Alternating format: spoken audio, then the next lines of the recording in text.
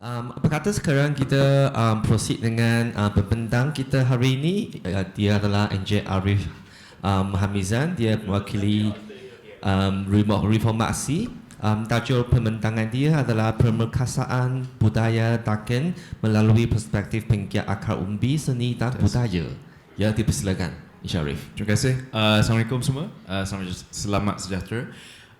Ya, saya wakil dari Reformasi. Bagi yang mereka yang mungkin tak kenal siapa kami adalah satu kumpulan dasar yang buat research tentang legal framework dan juga policy yang berkaitan dengan tiga focus areas. First, arts funding, censorship and freedom of expression, dengan satu lagi arts education.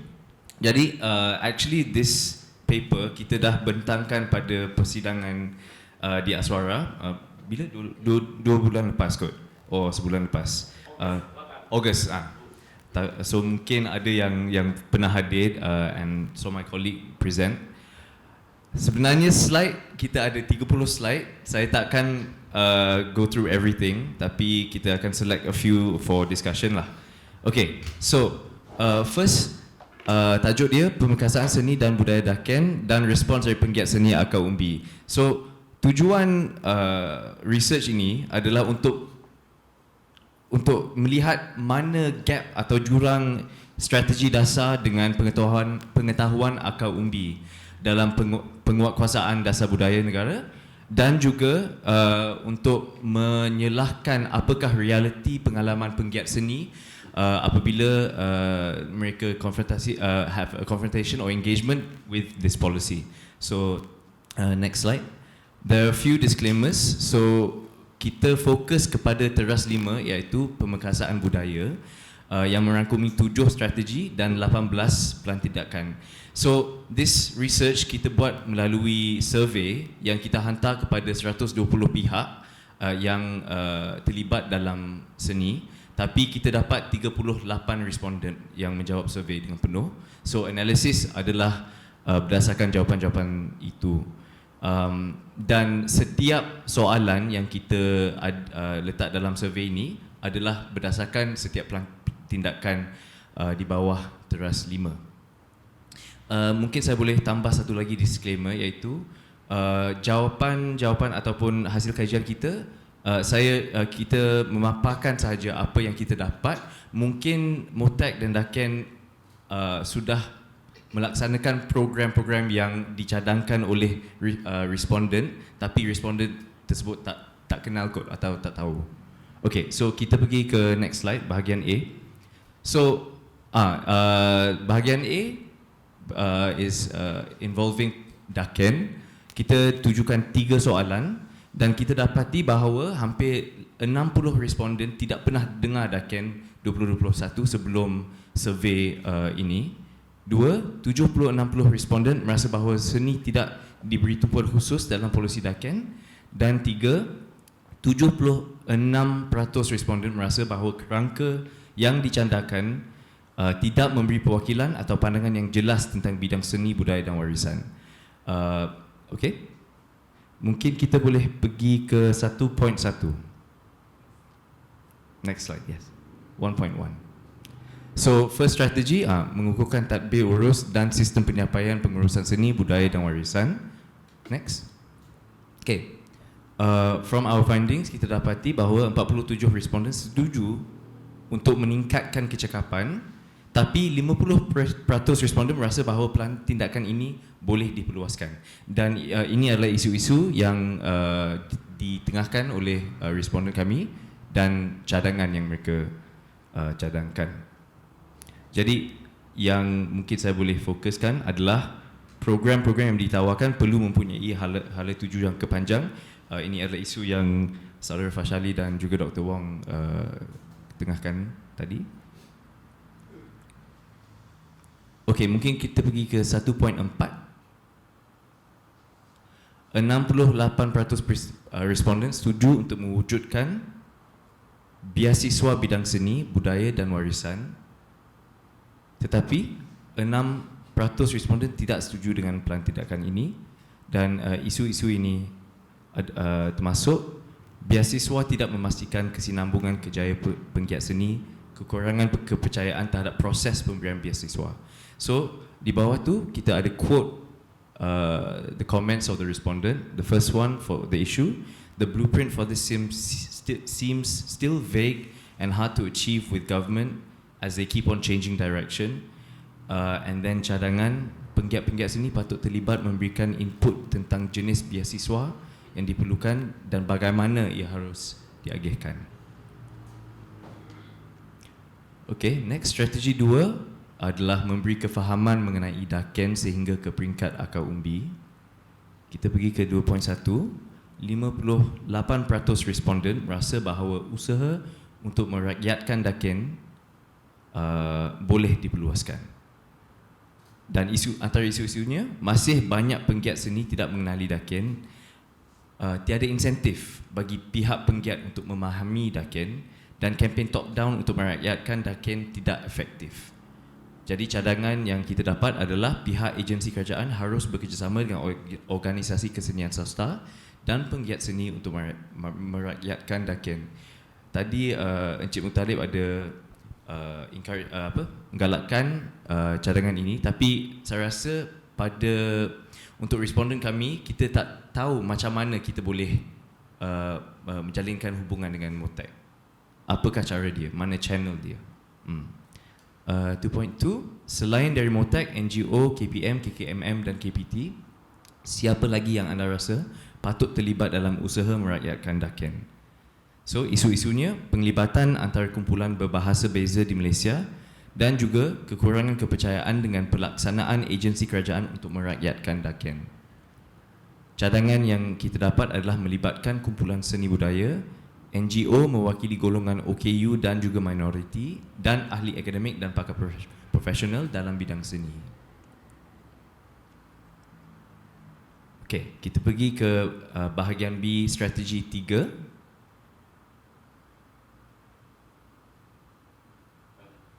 Terus, next. Lagi? One more. Satu lagi. Ya, we don't go through all sebab banyak sangat kot. Okey, strategi 3 adalah mengukuhkan dan meningkatkan jaringan kerjasama dengan persatuan-persatuan kebudayaan, institusi kekeluargaan, pendidikan kemasyarakatan dan perkhidmatan. So, di bawah ni ada satu plan tindakan.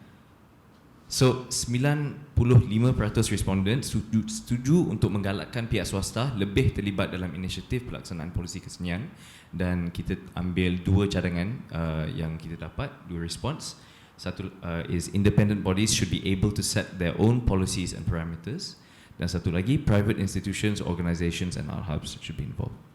Dan 3.2.1, apakah cara lain untuk menggalakkan pihak swasta dan agensi kerajaan bekerjasama dengan berkesan untuk mengukuhkan inisiatif seni dan budaya? Dan ini adalah cadangan-cadangan yang kita dapat. Saya rasa mungkin di bawah bajet ini kita akan dapat penawaran matching grants, tapi yang dua lain, yang ketelusan dalam proses kolaborasi dan pentadbiran insentif seni bersama pihak swasta, saya rasa agak penting lah. Okay, next. Memperkasakan kebajikan dan perlindungan penggiat-penggiat seni, ada dua plan tindakan. 4.1, plan tindakan 1 adalah untuk memantapkan skim perlindungan bagi penggiat-penggiat seni. Pada pendapat anda, apakah program kebajikan lain yang patut ada? Jadi ini adalah melalui checkbox. So kita tahu 34 responden setuju untuk include had karya artistik, artist legal funds. Okay, so ini saya rasa menunjukkan priority untuk responden-responden kami. Program kebajikan lain termasuk health insurance, emergency support, arts availability dan juga melindungi kanak-kanak dalam industri kreatif. 4.2, 82% responden tidak sedar apa itu kumpulan wang amanah kebudayaan dan kebajikan penggiat seni dan fungsinya. Saya rasa KWA KKPS sudah since it's been running since 2009 kot. Tapi pada masa ini 82% masih tak kenal apa itu dan fungsi. Ya. Okay. Okey, strategi 5. Strategi 5 adalah memperkasakan pembangunan industri kreatif bagi bidang seni, budaya dan warisan. Ada dua pelan tindakan. Pertama, 58% responden bercadang menggunakan teknologi yang disebutkan di dalam box itu. Tapi 42% merasa bahawa mereka tidak akan atau belum lagi bercadang untuk menggunakan teknologi tersebut.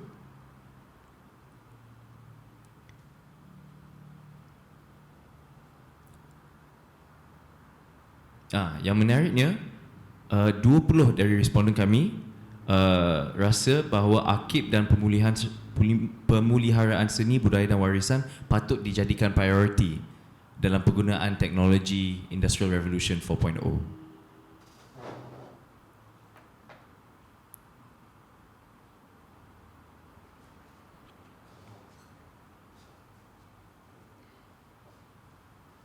Okay, strategi 6, mengenal pasti insentif-insentif baru bagi menggalakkan penajaan program-program seni, budaya dan warisan. Kita pergi 6.1, 58% responden pernah memohon insentif, tetapi 69% responden rasa insentif yang diberikan tidak responsif terhadap keperluan seniman. Inilah isu-isu yang kita dapat. Proses aplikasi insentif tidak mempertimbangkan proses produksi kesenian. One-off grants bukan sesuatu insentif yang mampan, dan juga insentif seni terhad kepada jenis aktiviti atau projek kesenian. Antara cadangannya, kurangkan proses birokrasi dan kertas kerja. Perancangan jangka panjang harus diutamakan dalam pelaksanaan insentif seni, dan juga memberikan sokongan ruang dan peralatan kesenian kepada penggiat.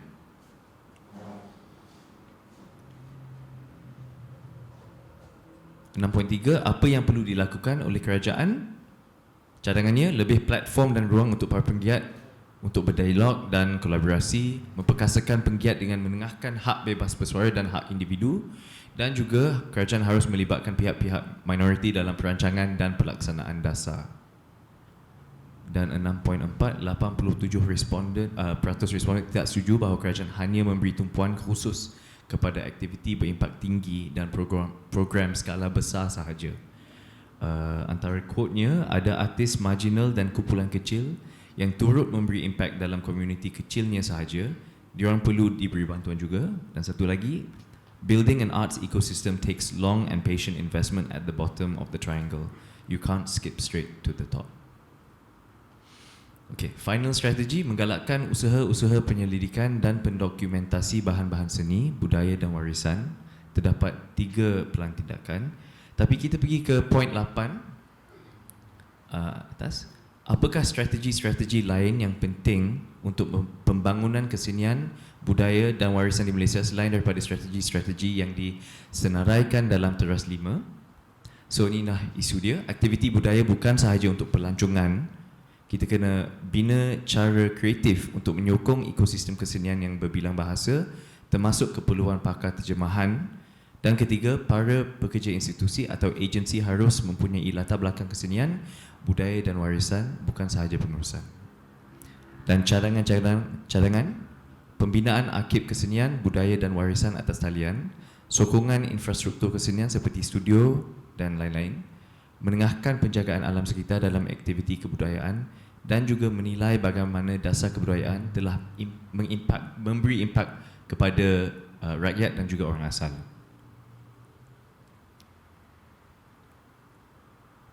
So, kesimpulannya untuk jawapan-jawapan kita untuk ketujuh strategi ini. Strategi 1, menengahkan pentadbiran dan pendidikan kesenian, tetapi strategi berikut perlu dilaksanakan secara inklusif. Strategi 2, mengesyorkan MAKEN sebagai perbadanan bebas yang merangkumi ahli-ahli penggiat seni yang pelbagai dan bebas dari kekangan politik. Strategi 3, jaringan kerjasama bersama pihak swasta boleh digalakkan melalui penganjuran platform kolaborasi antara pihak berkepentingan ekosistem kesenian, budaya dan warisan. Strategi 4, kebajikan penggiat harus diberi tumpuan termasuk kesihatan, persaraan, hak royalti atau IP, hak pelindungan karya, pembiayaan peguam bagi seniman dan lain-lain. Juga memerlukan proses untuk mempromosikan di halayak penggiat seni kerana kekurangan pengetahuan tentang kebajikan mereka. Strategi 5, peranan teknologi baru dalam bidang seni kurang jelas bagi pihak penggiat dan pentadbir. Perlu ada usaha ataupun perbincangan kolaboratif. 6, insentif seni, budaya dan warisan patut digalakkan, termasuk insentif baru dan jangka panjang saya rasa. Dan strategi 7, usaha penyelidikan dan pendokumentasi bahan-bahan seni, budaya dan warisan patut ditingkatkan dengan kerjasama agensi kerajaan dan pihak swasta dengan penyertaan dari khalayak ramai ataupun rakyat biasa. Okay, next. Hasil daripada kaji selidik kami, kita ingin ketengahkan 4 isu terbesar untuk kami. Firstly, kurangnya penglibatan penggiat seni dalam penggubalan dasar. 2, kekangan birokrasi. 3, ekosistem kesenian yang tidak mampan. Dan keempat, saya tak tahu kenapa ini dalam bahasa Inggeris, tapi empowering artists requires empowering civil rights. Perkasa seniman memerlukan pemerkasaan hak sivil. Terima kasih Fashali. So, to end it, mungkin saya boleh cakap dalam bahasa Inggeris. Thank you Encik Muttalib for listening to the presentation and also for attending. I think what I appreciate about your presence today is the transparency that we've got. For a lot of our members, government I think tends to be a very invisible big thing, and we think, oh, government can do anything, it's just a matter of administration. It's not. There are lots of issues that you've raised tentang, you know, all these different systemic issues. Some of my questions for you adalah, when it comes to implementation, pelaksanaan program for MOTEC, what's the review process, and ada tak channel untuk NGO terlibat dalam proses review dalam penggubalan dasar dan juga pelaksanaan program, so we can give our feedback juga. Kedua, like I mentioned earlier, macam mana kita boleh terlibat? Do we contact through email ke? Sebab right now, I think a lot of the time kita tunggu invitation je. Dan if we're not like a full organisation, kita tak, government doesn't see us, we don't see the government. So macam mana kita boleh, how can we like make that bridge better? Sorry? Yes, interaction more frequent and stronger.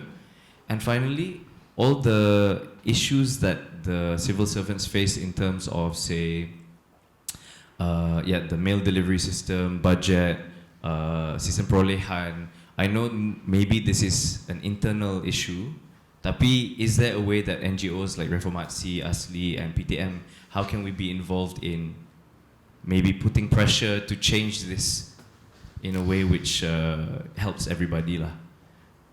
And so, yeah, that's it. Thank you.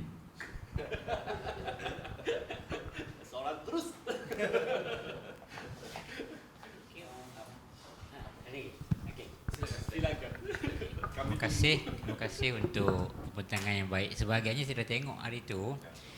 Cuma sebelum saya pergi ke soalan-soalan tadi tu, saya nak ada sedikit komen lah pasal survey ni. Mungkin komen ni tak adil untuk reformatif lah. Apa nama dia? Reformasi. Satu, jumlah responden. Mungkin saya faham, mungkin dia reformasi ni mungkin satu survey entity yang mungkin small scale, sebab standard responden tu agak sedikit lah. Saya minta maaf, sebab kalau kita dapatkan survey-survey lain daripada source survey, at least 1,500, 2,000 responden tu mungkin better. Tapi saya faham ini percubaan pertama, sangat-sangat dialu-alukan, dan banyak responden yang memberi feedback yang bagus, cuma jumlah responden tu tak mewakili peratusan yang baik, sebab katanya yang menjawab tak sampai 100. Itu satu. Yang kedua, kita kena tahu komponen responden. Maksudnya sebab dia tak dinyatakan. Jawapan survey jelas, clear dan banyak yang positif. Cuma tak dinyatakan sama ada di awal atau di hujung komponen responden, sama ada orang-orang macam saya ataupun orang-orang macam you. Sebab pemikiran you jauh berbeza dengan pemikiran saya. Sebab saya membesar tak ada typewriter, tak ada smartphone. Jadi pemikiran berbeza terhadap budaya. Okey, yang ketiga, satu kajian yang sangat baik, cuma di pihak survey team kena melihat dari 2-3 sudut. Satu, di bawah dasar industri kreatif negara, kita ada beberapa kementerian yang memayungi penggiat seni. Di bawah KKD, kita ada Finas, kita ada penerangan, kita ada penyiaran, kita ada cendana, kita ada MyCV. Kemungkinan fokus responden kepada kementerian yang sana. Sebab tu bila kita tanya, you faham tak pasal KUAP, dia tak tahu. Sampai tu presiden asli pun tak tahu KUAP tu apa. Okey, itu kemungkinan. Kita kena terima positif. Saya di pihak pegawai kerajaan terima dengan positif pandangan tuan-tuan dan perempuan. Tuan-tuan dan perempuan di pihak syarikat dan NGO pun kena terima dengan positif. Okey. Yang kedua, di bawah Motek, kita ada dua sektor, satu sektor pelancongan dan sektor kebudayaan. Sebab tu seolah-olah nampak budaya ni digunakan sebagai tarikan pelancongan. By right tak macam tu pun. Kita walaupun sebahagian pada target kita ialah untuk marketkan pelancongan, tapi pada yang sama kita nak lestarikan.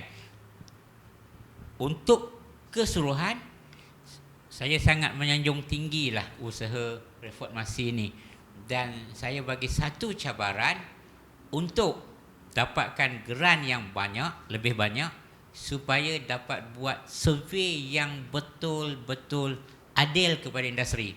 Bukan saya niat nak menghina, saya minta maaf sangat. Sebab saya dah kerja lama dan saya pun ada dalam tim-tim survey. Saya juga belajar di universiti, buat master dan sebagainya. Dengan 100-200 responden yang komponen dia tak jelas, dia tak mewakili penggiat. Dia mesti lebih clear. Untuk next kajian, saya challenge untuk dapatkan 1,500 ke 2,000 responden dan soalan-soalan yang dibagi kepada responden tu kita boleh bina bersama modulnya di peringkat kementerian. Boleh tuan, ini satu cabaran. Terima kasih. Ya, ya. Dan bajet dia boleh minta dengan geran nanti. Okey. Boleh ya? Okey, kita pergi kepada yang soalan tadi tu. Sebenarnya di peringkat kementerian, khususnya di dasar Motek, kita mengalu-alukan. Cuma mungkin di zaman milenium ini kita lebih kepada website ataupun email. Dalam website Motek kita mengalu-alukan sebarang pendapat dan kita mengalu-alukan sebarang permohonan untuk JV. Macam yang asli cuba ini kita tak ada masalah. Dan untuk apa, maksudnya macam perhubungan antara private sector, NGOs tu tak menjadi satu isu lah, walaupun kita tengok kadang-kadang kerana birokrasi.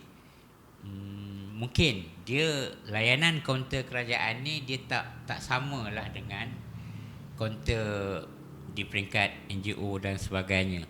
Tapi kita boleh baiki. Cuma saya tak ingat yang akhir tu apa soalan tuan tadi tu yang akhir sekali tu. Yang sistem perolehan ataupun semua tu. Okey. Untuk sistem perolehan, kita memang kita ada rule dia yang kita tak boleh nak langgar. Tetapi kalau ada permintaan NGO untuk kita menggunakan budi bicara dan sebagainya, kita tak boleh ubah rule. Tetapi kita boleh duduk bersama dari peringkat awal sebelum kita mulakan gerak kerja itu, kita duduk bersama supaya perolehan tu dibuat dengan lebih telus dan jelas. Cuma perolehan ni banyak jenis tuan. Cuma saya nak tahu, adakah perolehan untuk dana membantu NGO, atau perolehan untuk pembangunan industri, atau perolehan untuk prasarana, atau perolehan untuk sokongan yang lain? Maksud tuan nak fokus perolehan berkaitan apa tu? Okay, saya rasa my question is actually dia macam bila tadi Encik Go ask about the like why things late, kenapa ada delay banyak sangat kan, and then memang tuan ada cakap dalam sistem kita dia memang macam ni, kita susah nak. So for me the question is how can we improve that together? Ada mungkin dalam, if you're working in the government, you memang kena ikut lah peraturan dia macam mana kan, tapi as an outsider mungkin kita boleh put pressure on which agency, which government, apa yang kita perlu untuk memperbaiki sistem-sistem tersebut so that it's more efficient. Okay, dah jawab tadi tu. Kita kena sit down. Yeah. Yes. Okay, kadang-kadang ada NGO yang dia hantar permohonan. Sekarang kita fokus pada perolehan untuk membantu NGO. Okay, perolehan pada dana. Untuk dana, apabila duit je masuk je ke mana-mana kementerian, khususnya di Motek, apa kita buka je ni, NGO ni dia tidak duduk bersama dengan orang yang menguruskan program tu. Okay, contoh ada satu unit pemerkasaan, saya tak ingat, yang jaga geran ni, dia mengalu-alukan orang tu, bila dia hantar kertas, dia hantar by physical, dia pergi jumpa, dia duduk macam mana supaya kertas tu dapat dibaiki pada hari yang sama, dan bila dapat baiki, dia dapat kehendak persatuan. So dalam tempoh yang singkat dia boleh masuk ke jawatankuasa saringan. Bila masuk jawatankuasa saringan, seandainya dia minta untuk baiki, dibaiki juga pada hari yang sama, dalam tempoh 2 minggu hantar kepada jawatankuasa penilaian, dan 2 minggu selepas tu boleh lulus. Mungkin tak mengambil masa sampai 6 bulan. Itu yang maksudnya invited comma budi bicara. Role kita tak boleh langgar. Peraturan still peraturan, sebab itu adalah government, adalah kerajaan. Tetapi bagaimana kita boleh duduk bersama dari peringkat awal untuk mendapatkan apa yang kita nak bagi menjalankan aktiviti-aktiviti yang kita rasa sesuai dengan teras Daken. Kadang-kadang orang yang memohon, dia sendiri pun tak faham Daken. Lepas tu responden kata dia tak tahu pasal Daken. Sebab buku Daken kita tak edar pada semua orang, tetapi kita ada attach dalam website, dan juga kita ada dalam EPSA, apa, latihan dalam talian Motek. Mungkin dia tak membaca buku yang cantik macam ni, memang orang-orang tertentu je, dan tak semua orang yang pergi ke Daken. Jadi dia akan bagi respon yang dia tak tahu berkaitan Daken. Bila dia tak tahu berkaitan Daken, dia buat kertas tu tak selari dengan kehendak Daken. Sebab tu kita terpaksa tolak. Okey. Pada masa yang sama dia akan query. Susahnya nak bercakap dengan Cik Mutalib, 17 kali call tak dapat. Tetapi Cik Mutalib tak pula query, susahnya nak bercakap dengan Cik Sarani, 18 kali call Cik Sarani tak jawab. Itu supaya kita lebih adil. Maksudnya kalau dia nak cari Mutalib, dan dia pun kena terima hakikat, boleh dicari oleh Cik Mutalib. Itu isunya. Saya ingat dapat menjawab tuan. Dan saya memang suka cabar golongan yang muda supaya seni ni, budaya ni dapat diwariskan. Dan kita tak tengok pun bahawa seni itu seni tradisional, walaupun orang selalu beranggap bahawa kalau di Motek tu yang tradisional, kalau di KKD itu yang komersial, yang moden, filem, muzik. Tapi pada kami di bahagian dasar kita layan semua. Dan kalau sebagai salah satu contoh, di bawah JSSK ada syarikat yang bernaung di bawah Pusat Sains Negara, yang core business dia betul-betul sains dan teknologi, dapat grant. Dia dapat 100,000 untuk buat program berbentuk teknologi. Dia buat bentuk avatar. Tetapi dia selitkan sedikit elemen seni, dipanggil teknologi dalam seni. So kita bantu. Tapi macam mana dia dapat?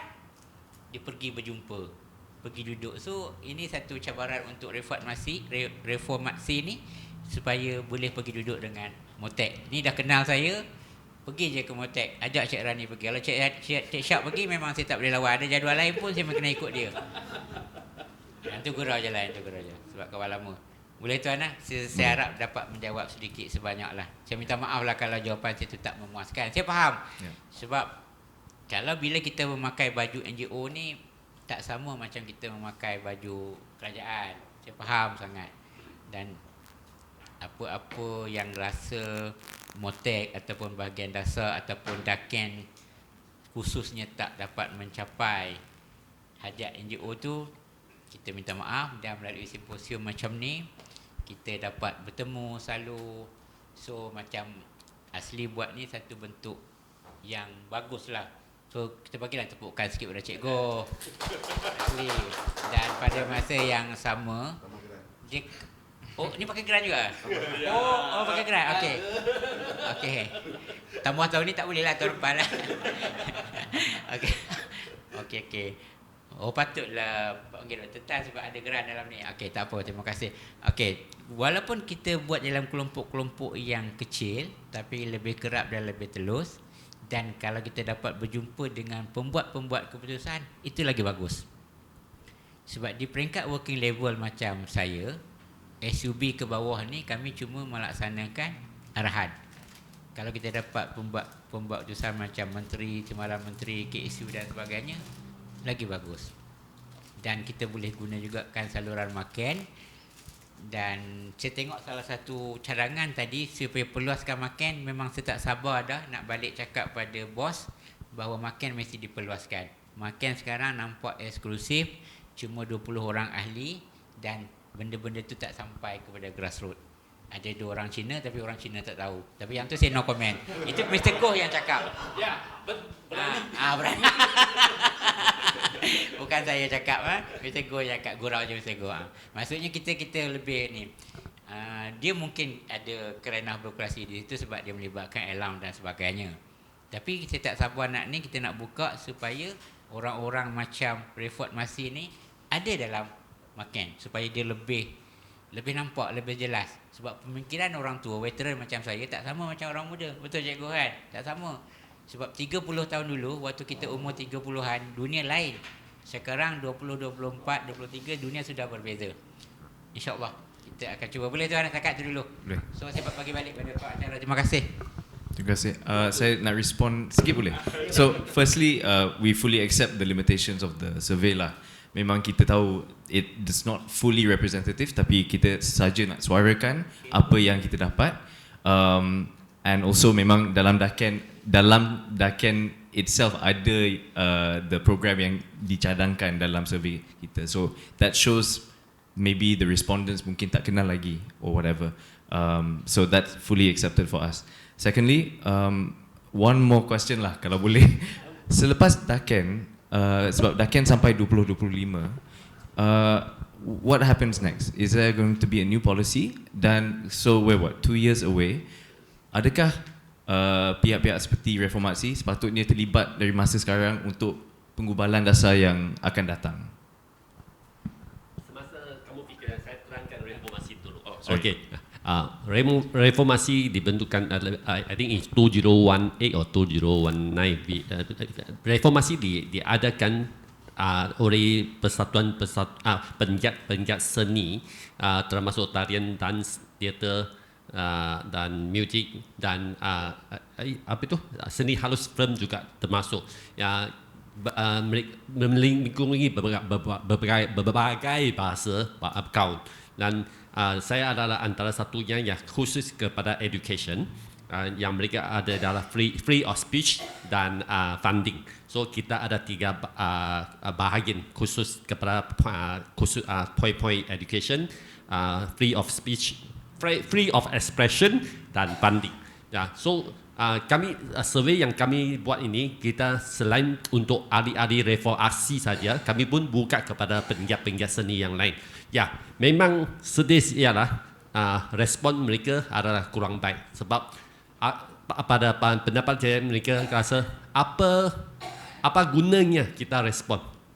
Sebab dari sejarah selama ini apapun yang kita katakan pun sia-sia saja. Tak ada respon dari pihak yang berkuasa, tak ada respon dari pihak yang berkaitan. So mereka pun malas nak respon. So tapi survey ini kami selepas survey untuk keilmuan budaya ini, kami ada capai satu keputusan bahawa survey ini akan diteruskan supaya lebih ramai lagi boleh balas respon ini. Mungkin pada masa end of this year kita dapat kumpulkan mungkin 100 ke 200 ke, tak sampai 1000 lagi lah. Saya rasa nak 1000 itu tahap yang amat mencabarkan.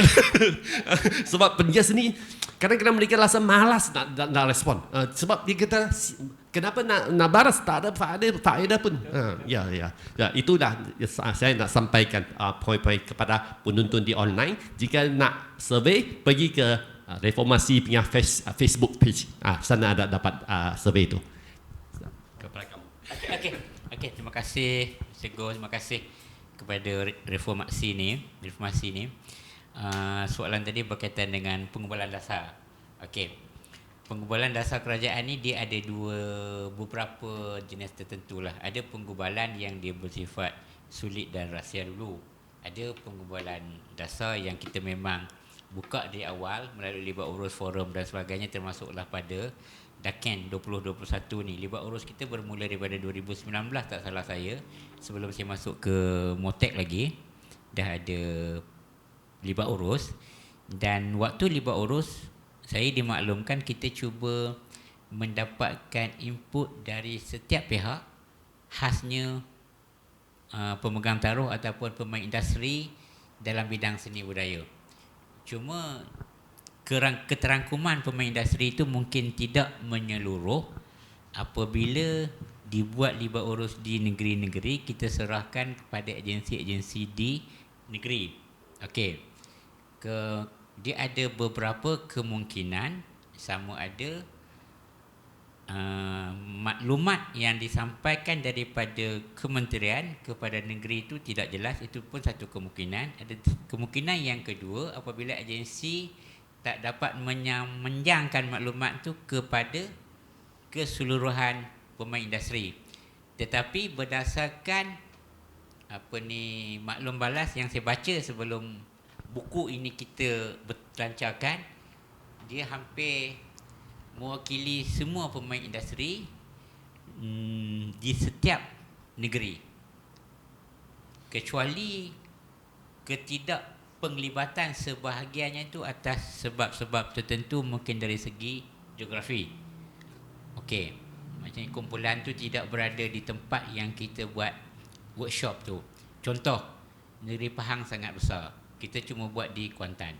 Jadi kemungkinan ini pun contoh, mungkin Persatuan Pelukis di Jerantut tak tahu, dan tiba-tiba bila kita buat survey, salah satu form tu dapat oleh Persatuan Pelukis Jerantut, contoh. Jadi dia tak tahulah dakian tu.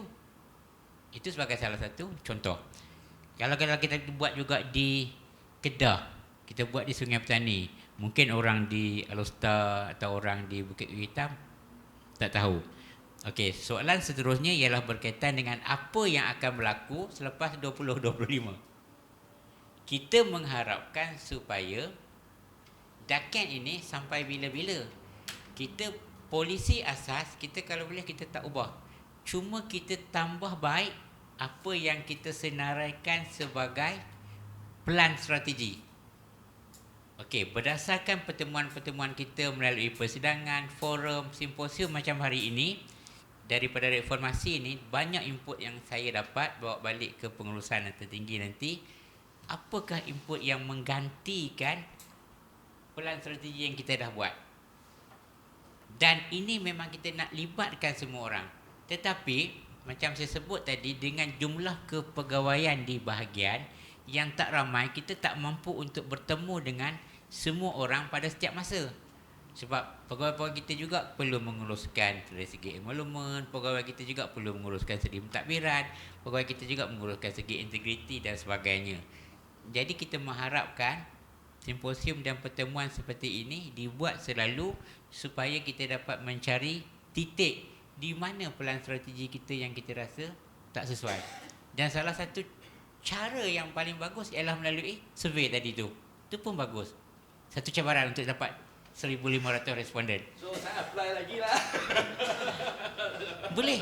Dan cikgu pun kenal Dr. Tan, kenal saya. Pergi duduk di sana. Pergi duduk di sana. Kita panggil urus dia sama, kita duduk sama-sama.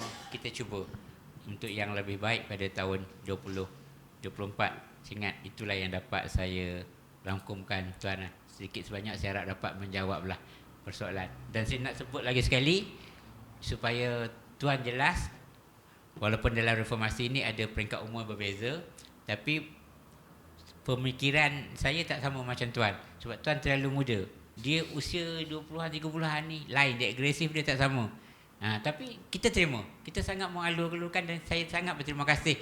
Dan sebenarnya saya baca tau yang ni, cuma tak sempat baca betul-betul.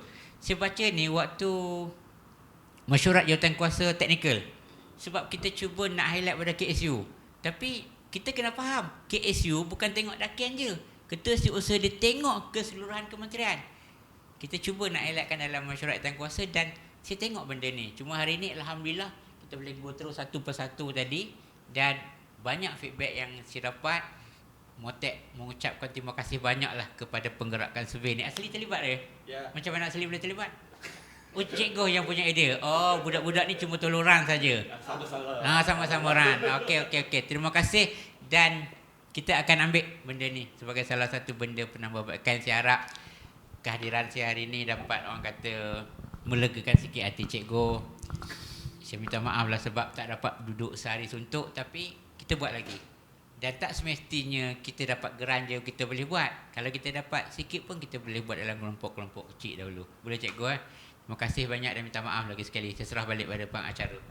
Terima kasih Encik Abdul Pentalib bin Abdul Rahman dan juga kepada Encik Arif Hamizan atas pembentangan dia. Sekarang kita sampailah masanya untuk pengerusi asli Encik Koh Joping untuk membuat kesimpulan dan rumusan Simposium Seni Persembahan Malaysia 2023. Dipersilakan. Ya. Encik Abdul Muttalib, Encik Sakarni, Miss Tunalin dan lain-lain, tuan-tuan dan puan-puan, amat terima kasih kerana menghadiri simposium pada hari ini atau dua hari ini, sebab simposium ini saya berniat nak adakan simposium ini supaya kita boleh berdialog dengan kumpulan-kumpulan lain, lebih lagi kepada kumpulan yang berbahasa lain. Di mana sebab bagi penggiat seni Cina, kami mungkin kelompok kami saja, masalah ke, pendapat ke, pengetahuan ke, maupun sponsor pun, yang sponsor kami pun dari syarikat Cina saja yang terhad. So pada kita berdialog ini telah bermula pada 80-an. Sebab cadangan untuk berdialog dengan bangsa lain, kaum lain adalah untuk mencari kesefahaman dan persamaan. Sebab bagi penggiat kebudayaan dan kesenian, budaya seni ini sudah ada di bermakna sudah tempatan. Tiada lagi budaya itu datang dari India atau dari China lagi. Ia semua dah Malaysia. Walaupun cara hidup mungkin macam orang Cina, tapi ada rojak yang digunakan pakaikan oleh kaum Cina. So berdialog ialah satu cara untuk mencapai kesefahaman dan boleh menggiatkan, mentambah lagi kreativiti kita. Sebab kadang-kadang kita bila menghasilkan satu production, kami fikir yang ini kita boleh masukkan unsur-unsur India, unsur-unsur Melayu juga dalam teater itu. Tapi jadi ini yang menjadi kenapa kami tak faham mereka. Itu yang menjadi soalan yang ini menjadi satu usaha untuk kita membuat aktiviti berdialog dan mungkin pada suatu masa nanti kita adakan production yang boleh kita join sekali. Dalam pada hari ini pada semalam ialah kita berbincang dengan beraksi pendidikan dan kelestarian. Hari ini dasar, sebab kami dasar amat penting kerana secara langsung atau tidak langsung dia berkaitan. Dia akan menghasilkan satu akibat jika kita tidak mengikut dasar itu, mungkin kita akan menghadapi masalah. Ya. So dasar amat penting, tapi memang ramai pendidik tak kisah, tak faham apa itu dasar. Dia tak langsung hirau, dia langsung tak nak faham. Walaupun kadang-kadang saya tunjukkan buku ini, mereka apa ini? Apa gunanya? Apa gunanya? Sebab itu bila kami tanya 70% 80% tak tahu. Itu yang menjadi kerajaan berusaha membuat dasar ini untuk kita, tapi kita tak kisah. Itu yang menjadikan saya rasa marah sikit. Kenapa tidak diwawakan, tidak disebarkan dekat itu? Sebab tu, maka itu saya selalu ikuti apa yang berlaku kepada Michael. Tak ada apa-apa. Saya ikuti perkembangan dari masa ke semasa. So Dr. Tan pun kadang-kadang saya selalu WhatsApp dia lah. So pada hari ini dengan bantuan kerjasama dengan Persatuan Teater Malaysia, maka kawan-kawan datang bersama berdialog. Ini adalah permuraan yang amat baik, yang gembirakan kepada saya supaya kita ada peluang lagi atau bagi saya satu energi untuk berbuat lagi, berdialog lagi untuk bersama dengan aktivis-aktivis yang lain. Memanglah GSSK memang satu support yang amat penting, sebab ya selalunya kita cuma mohon insentif JKKN saja, tapi dia lebih kepada pertunjukan dan ruang dan teknikal. So bila ada GSSK, saya boleh buka kepada penggiat-penggiat seni yang lain untuk bersama berdialog, membuat aktiviti yang boleh melangkui semua penggiat seni dan budaya. So saya amat gembira dan amat terima kasih kepada semua yang hadir, dan terutamanya Encik Abu Talib yang datang dari Polisa. So hari ini saya dengan itulah simposium untuk dua hari ini kita tutup pada masa ini. Walaupun tidak ikut jadual yang kita tetapkan, tapi memang hasilnya amat bernas, berkat, dan kita rasa masa depan kita adalah cerah. Terima kasih. Terima kasih kepada Encik Goh Joo Ping, dan juga terima kasih kepada VIP semua ni. Harap-harap kita akan berjumpa di masa depan, ya. Terima kasih. Nak ambil group foto lagi ke? Mari kita ambilkan satu lagi foto